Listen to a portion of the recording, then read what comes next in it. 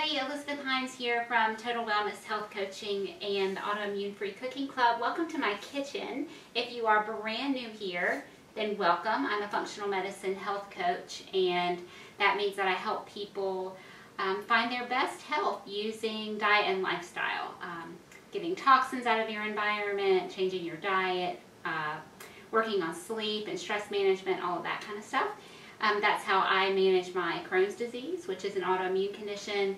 My husband also has an autoimmune condition, and we're working hard to keep our kids healthy and not complaining. I have teenagers. When we started eating this way, they were children, and they were picky, and now they're picky and vocal. And so I try to cook in a way that leaves them happy and satisfied and healthy, and it works. And so I welcome you into my kitchen once a week, and hopefully share some good recipes and tips and tricks to help you keep yourself and your family as healthy as possible as well. And we're in that weird time of year where it's like really cold in the morning and then it's warm in the afternoon, and perhaps I'm having a hot flash or something, but I gotta open my door because it is really warm in here. Be right back. Alrighty, sorry about that. So I do a lot of Instant Pot cooking. My recipes are mostly paleo, so that's grain-free, dairy-free, soy-free, legume-free, all that kind of stuff. And I do a lot with my Instant Pot. And so we're back with another Instant Pot recipe today. But wait, this isn't my Instant Pot. It is Instant Pot brand, but it is my brand new Instant Pot Vortex Plus air fryer. And I bought this model. This is the newer model of the Vortex Plus. There's one that actually looks like a convection oven that the door folds down. That's called the same thing, so it's very confusing. I'll link to this exact one. I just bought it on Amazon. It came in 2 days. And it's early October. I bought it now because, what do they call it? Prime Day, where they have a bunch of things on sale, is coming up in just about a week, and I thought maybe it would be on sale, and you might have been researching them for years like I have, and waiting for a good one to come out. So I bought it now for that purpose, and also thinking, you know, Black Friday specials, holiday stuff, it might be on sale and you might be curious. So I have held off on buying one of these things for a long time because they're big, and I thought my oven does the same thing, but since I've had mine for just a little while and have used it, I would say if you have the space for it, it's a great addition to your kitchen. Now this particular model has a dehydrate function. The lowest my oven will go is 200. Yeah, 200. And we like to make beef jerky and dried blueberries. You know, if you like to cook in a healthy way and you want to, like I have some cookies that I like to make that take dried cranberries. Well, it's basically impossible without paying an arm and a leg and ordering from, you know, the Pacific Northwest to get dried cranberries that aren't sweetened. I cannot find any in my local stores that aren't sweetened and have like canola oil on them. But if I could dehydrate myself, then I could make them, no problem. But my oven doesn't go low enough, so it ends up that they burn before they're dehydrated. And so, I'm sorry, I shouldn't have looked at that. I had an Apple Watch for a long time, and then I had some problems with it, and then I have been without one for a long time, and I just got a new one, and it just came in, and so I haven't adjusted all the little, you know, don't buzz me for this, buzz me for that sort of thing. So I apologize if I continue to be distracted by that. I'll try not to be. So anyway, I was excited to get the dehydrate function because it does go to a very low temperature. And you know, I just made this is the like a breakfast quiche that I make. My husband eats every morning, so I just make it. Then he has a ready-made high-protein breakfast available for him. My oven's been on 375 for close to an hour, and that is contributing to the fact that it is so warm in here. This would cook it in a fraction of the time, and so you're not heating up your whole kitchen. Anyway, we'll continue to talk about it, and we'll continue to get into the benefits. But for tonight, let's just do a recipe in case you are thinking about getting an air fryer yourself, wondering, do you want it? Do you need it? Is this a good one? My experience so far is this is a good one, and I'll talk about why as we get into it. So I'm going to scoot this to the side for just a minute. Actually, I'm going to turn it on. I'm going to turn it on to 380. So I want to air fry. So it had kind of gone to sleep. I plugged it in, and you can see it still said off because it had power going to it. And it has these different options, and then it has time and temp. And aside from the dehydrate, I really mostly am just using air fry. They all kind of do the same thing. They're just a preset temperature and time. So I'm going to push air fry and then time. And I want, what do I want? I want 15 minutes. Okay, and then I want 380 degrees. And then press start. I could go ahead and put my food in right now. It's kind of in its preheat mode, and it will say add food when it's come up to that temperature. So you pay attention to the clock and see how long it takes to come up to temperature while we get everything ready. So I'm making chicken fajitas in my air fryer tonight. So I have 1 package of chicken breasts, and this is probably 1 1/4, 1 1/3 pounds, so a little over a pound. I have 1 sweet onion and 2 large bell peppers. I just sliced them. Think, you know, well, however you want them sliced, but I was thinking, you know, when we go to our favorite Mexican restaurant, what's the meat like, what are the vegetables like, and that's what I tried to emulate, which actually my chicken is in kind of big pieces. I think I'm going to slice those down a little bit. Let me grab my knife. So all I'm going to do, I have my large mixing bowl, which I'm thinking, maybe I want a bigger one. Let me grab my biggest. I hate it when I go to mix something and then my bowl isn't big enough. That's super irritating. So let me put this one here for now. So these are my spices. You could use any taco or fajita seasoning that you like. Thinking about the health aspect of it, avoid some of those packets. There are some good brands on the market now. Balanced Bites and Primal Palette are my 2 favorite that are going to use really high quality organic spices, and they're not going to have any filler or MSG, that kind of stuff. So if you're buying a packet at the grocery store, just read the ingredients. You don't want MSG, you don't want xanthan gum, you really don't want sugar in this. But it's easy to make your own, and I don't have anything weird in here. I have sea salt, a teaspoon, and then a 1/2 teaspoon of black pepper, cumin. I use smoked paprika. You could use plain paprika. I just felt like smoked tonight. Onion powder and garlic powder, and then just a shake. It's probably at most a 1/4 teaspoon of chili powder. So I was planning to just mix it all in this bowl, but I think I want a bigger bowl. So I'm just going to mix those up. I'm going to get in all my veggies. It's telling me to add food. That means it's ready. I'm not quite ready for it. So it was super, super fast. Now my time is going to start counting down unless I open my drawer. So that's what I'm going to do. Let me have a clean hand. It's kind of hard to do that from the side, sorry. I'm just going to, the ones that are a little bit wider, I want to cut them into a thin strip.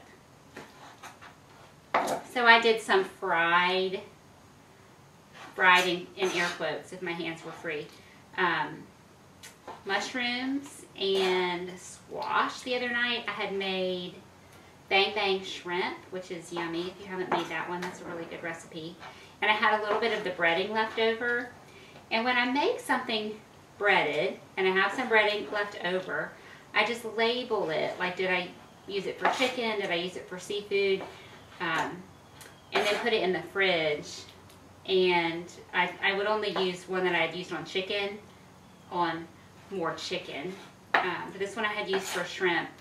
And so I had a few mushrooms that were needing to be used up, and a squash. Anyway, I just dipped all those guys in an egg, a beaten egg, and then tossed them around in my bag of leftover seasoned breading.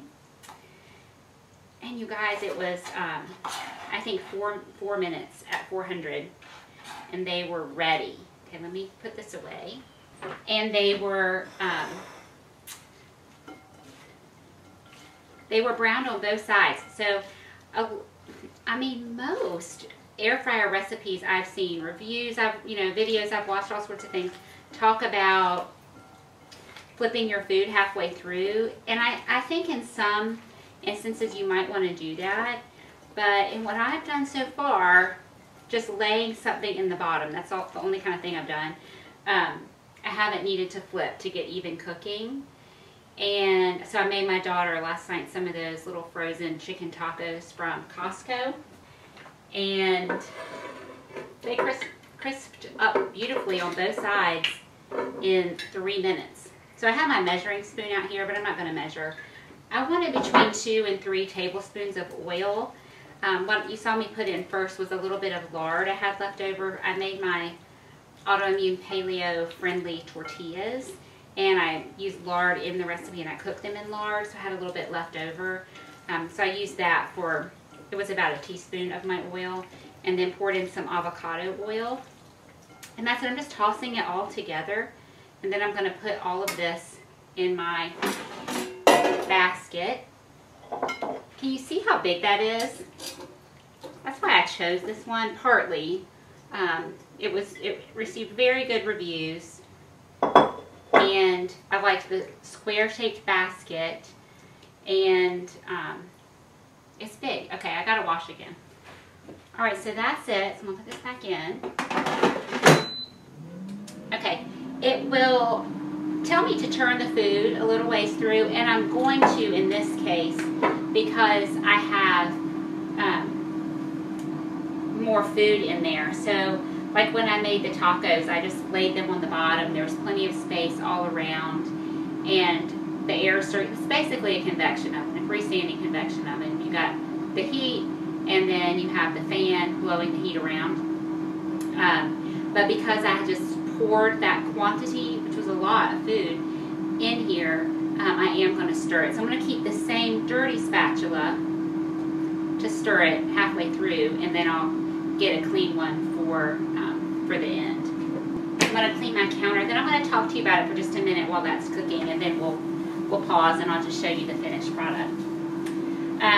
So I've been researching these for a long time, and I haven't pulled the trigger because I haven't found one that I felt like was worth my money as well as the kitchen space. I'm just using a Clorox wipe because of the raw chicken, and then a paper towel. But then I started researching again, and I thought, you know, I really want to give it a try. Like I said in the beginning, largely because of the dehydrate function, but also because I only have one oven. As much as I cook and love to cook, I would love to have 2 ovens, and that's my dream. And we did a little kitchen refresh a few years ago. It's probably been 5 or 6 years ago now. And I mean, I looked at it and, you know, tried to engineer things every way I could think of to get in a second oven, and it would have just been a major renovation, which was not something that we could undertake at that time. So we have a microwave. We got a new microwave many years ago, and we got this, it's the GE Infantium, which you remember that when it came out probably 15 years ago. It was such a big deal because it can be a second oven, a convection oven.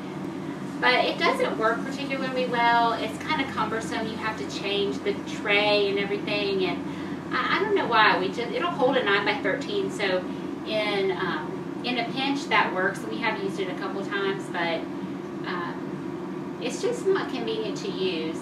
And so this is basically a second oven, and I have a bunch of recipes to try out for you. Some donuts, because like I said at the beginning, I'm trying to keep my children happy and feed them stuff that fits in with our kind of dietary requirements but still feels like a treat. So making some homemade gluten-free donuts in the air fryer seems really fun. One of the other things that we do that keeps everybody happy is we have like a family fun night once a week, and we usually have family fun food. So I'll buy gluten-free pizzas in the freezer section. We like Costco the best, and we'll have pizza. I'll usually, you know, cook some sausage and a bunch of vegetables, and we'll make like a fancy pizza, but we start with that frozen pizza as our base. Or we'll do gluten-free chicken nuggets, and these are all things that I have scratch-made recipes for that I will make sometimes, but they're teenagers and they love the convenience foods. Right? We all do. They are hyper palatable. We enjoy that kind of stuff. So we have it on occasion. It makes everybody happy. So I thought, you know, in the summer here, I'm in the south, it's hot.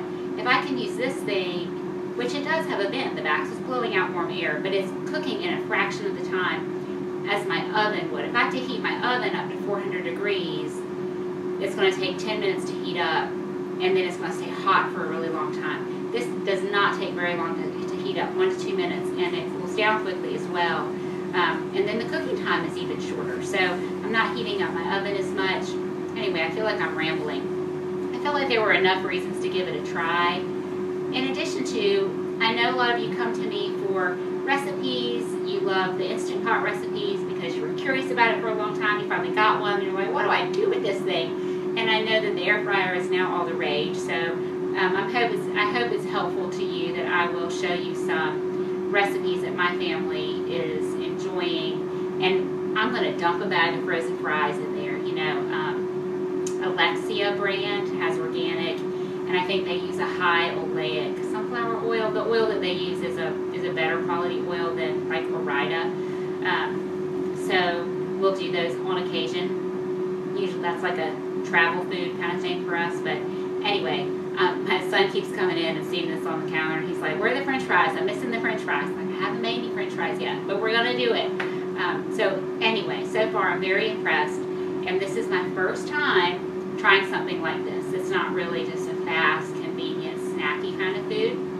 And so we'll see how it turns out. But I wanted to show you exactly which one I have. So this is the Vortex Plus 6-quart air fryer. So there's a black one and there's a stainless steel. And as far as I know, the stainless steel is the Plus. And it says it's 6-in-1 because it can air fry, roast, bake, reheat, dehydrate, and broil. Which again, if you look at the information, it gives you, you know, what the preset is in each touch. Air fry and roast and bake. It's all the same. It's like, I don't know, 400 degrees in so many minutes. It's just like a preset. So just like with the pressure cooker, you're probably going to end up using the manual setting, which in this case will be the air fry setting. Except for dehydrate, which the non-plus version does not have the dehydrate. It is 6-quart capacity, which is big. A lot of these machines are this size and they're round, and it's just, you can't fit as much food in there. And maybe the basket is higher, and so they still say they're 6-quart, but you really should not fill it up all the way to the top. You want to make sure your food is not touching the heating element, which is in the top. Let's see, what else do I want to say? Tons and tons and tons of reviews say, oh, it made this plastic smell, this burnt smell, it was awful. Well, when you open your box that has this getting started guide, it walks you through step by step what you need to do first thing, and it tells you to run it for 20 minutes at 400 degrees, to go through meticulously and make sure you pull all of the packing out. There are a couple pieces of cardboard in the bottom I think a lot of people miss underneath the basket, and run it. And it does have a little bit of a, you know, sort of a chemical odor, for lack of a better word. It didn't smell like plastic to me, but just a smell, you know, not a good food smell. And I ran it for 20 minutes, and then when I cooked with it, it didn't make that smell anymore. So it's fine. Follow the instructions. They're very simple. There aren't a whole bunch of instructions actually, so I think you can handle reading them. But there are all kinds of special pans. I've already ordered, let me show you. So I have these silicone baking cups, muffin cups I ordered from Amazon. I can link these. They're really, really great. I love them. Just buy them one time. I think they're around $12 for 24 of them. And I'll have these for a long, long, long time. Instead of always buying the parchment paper ones and having to replace those. We make a lot of muffins. So I invested in these. But the same company makes donut molds. And traditionally you find them in like a tray that has 6 or sometimes 12. I didn't want the ones that were like a tray because there's a lot of extra space in between each donut mold. So I thought by buying the individual ones I could fit more in. So we'll try those and see how they are. Either I was running my mouth or it didn't say turn food. So I'm going to open it and I'm going to stir everything around. This handle is not hot. Ooh, can you see how they're looking crispy?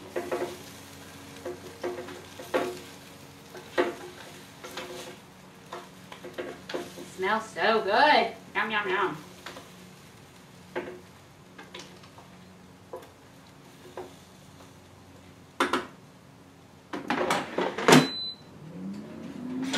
Now, when you open it, like I showed you, it had preheated.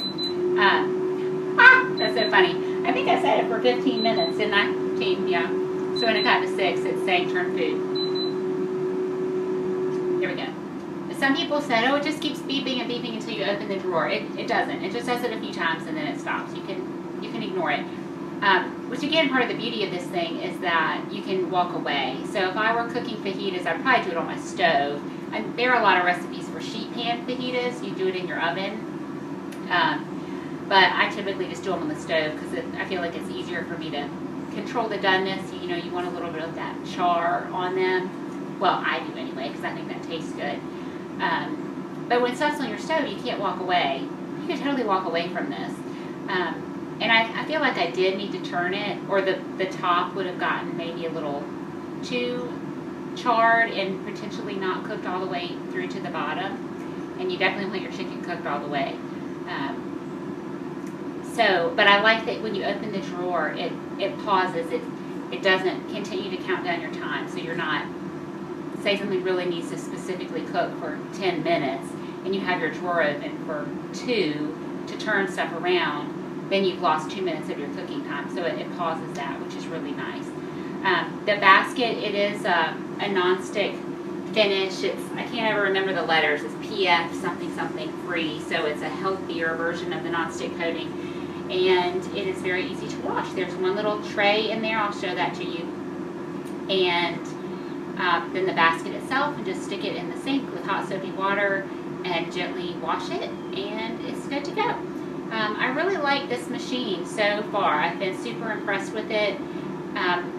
So like I said, if you have space for it, I think it's a good tool. And I'm sure one of these is going to be on sale this holiday season. This particular model, I'm really happy with. It's the only one that I have. Haven't had it a super long time, so I haven't tried it a lot of times. But what I have tried and seen, I'm really happy with. All right, let me pause this and I'll get everything finished, and I'll come back and show you the finished product. All right, are you ready to see how they turned out? So I just put my hand right here, and just reminding me as I'm feeling the warm air, there's a vent in the back, and that's where your hot air is venting out. So unless you have a heat, some sort of heat-proof countertop, you want to put something under that because it is warm on the bottom. The heating element is on the top up there. It's a coil. It looks like a coil stove element. So it is warm on the bottom. But look how beautiful these are. We have that char like you would get on a stove, or the cast iron. It's completely cooked through. 15 minutes was plenty. If you had a little bit more in there, you would probably want to go for 18 minutes. And what am I going to do? I think I will that doesn't sound very nice, does it? Artfully pour my fajitas onto this plate. Smells amazing. Now you certainly could pour the juices on top. There's going to be the spices and things will be residing in that. It's essentially broth at this point. There's no problem with consuming that.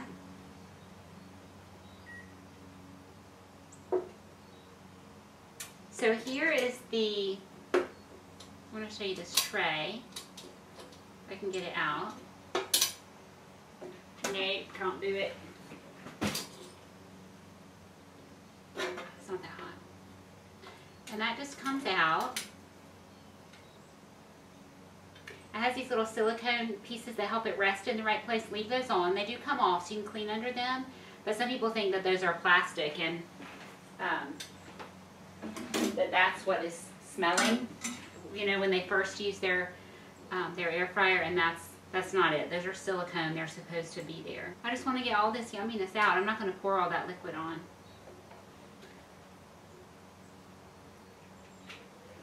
And that's it. It was so fast and it was so easy. Let me show you how I build one.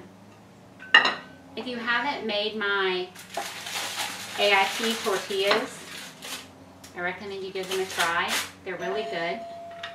They're made with cassava flour and arrowroot and lard and salt and water. And that's it. And I need my tongs, actually. If you want some cheese, you could put some cheese on. I've got out sour cream, salsa, some avocado. My family uses all sorts of different things like that on their taco night. I like extra onions. You don't want to overfill it or you won't be able to eat it, you know. It'll all spill out. I'm just going to have it plain, just like that.